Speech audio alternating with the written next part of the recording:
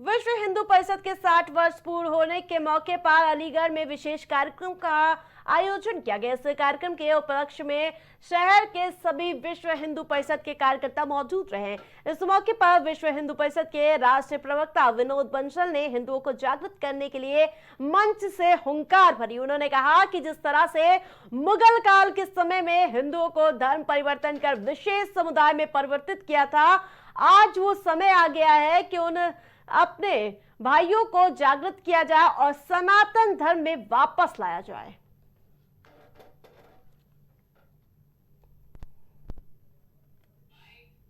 से ज्यादा विश्व हिंदू परिषद द्वारा देश भर में गौशालाएं चल रही हैं। 40 से ज्यादा हमारे रिसर्च सेंटर चल रहे हैं जहां पर कि पंचगव्य की औषधियां और उससे जुड़े हुए सामान की खोज और निर्माण कार्य हो रहा है। धर्मांतरण के लिए, लज्जा से बचाने के लिए विश्व हिंदू परिषद ने पिछले कुछ दशकों में ही 25,000 से ज्यादा बेटियों को उन जिहादियों के चंगुल से मुक्ति दिलाई। विश्व हिंदू परिषद ने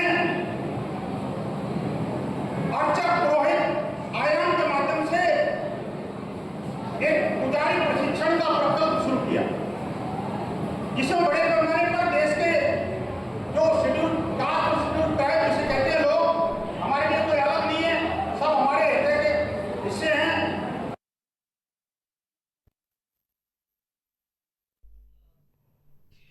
अब अगली खबर कौशाम्बी जिले से है, जहां सैनी थाना क्षेत्र के डोरमा गांव में वर्तमान प्रधान पर 30 अगस्त को जानलेवा हमला हुआ था। हमले में प्रधान श्रवण कुमार को गंभीर चोटें आई थी और उसे गंभीर हालत में मंझनपुर मेडिकल कॉलेज में भर्ती कराया गया था।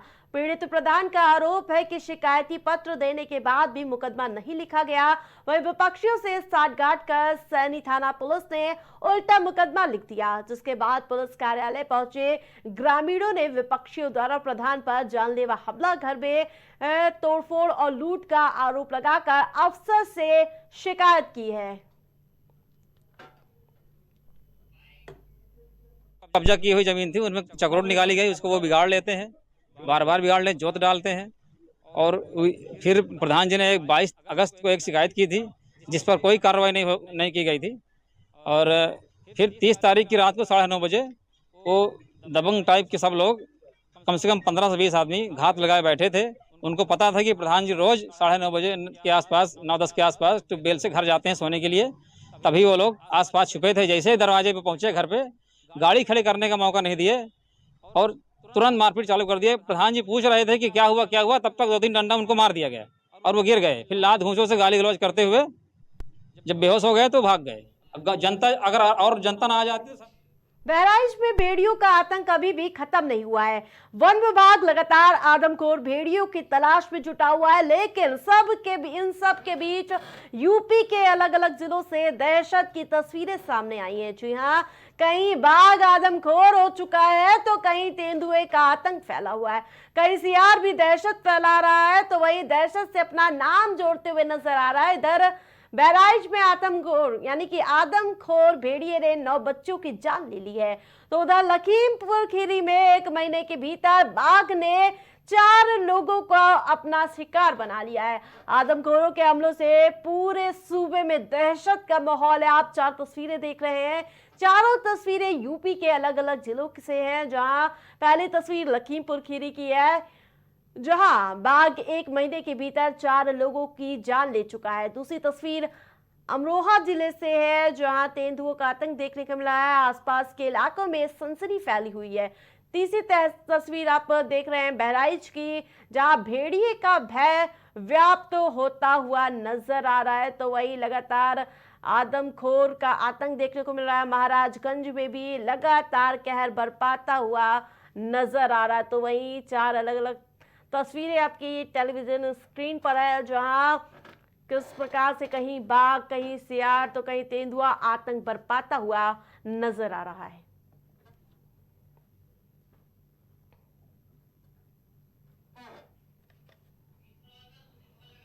तो वही आपको बता दें कि जिस प्रकार से आदमखोर भेड़िए का आतंक देखने को मिल रहा है और उसी प्रकार से लगातार यूपी के कई जिलों में अलर्ट जारी किया गया है।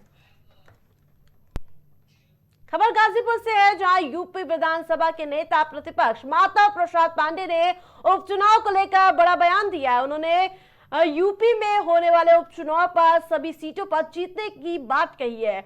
उन्होंने ये भी कहा है कि सरकार विकास के नाम पर लोन लेती है, जिससे कर्ज बहुत बढ़ गया है, कर्ज की तुलना में आय कम है।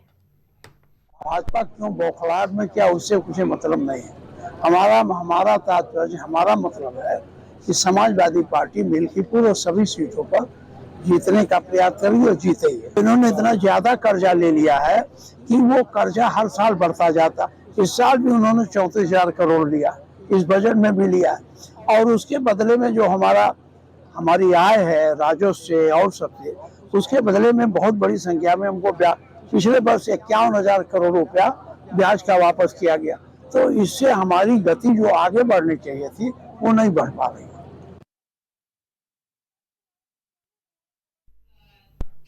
प्राइम उत्तर प्रदेश में मेरे साथ फिलहाल इतना ही। देखते रहिए प्राइम टीवी।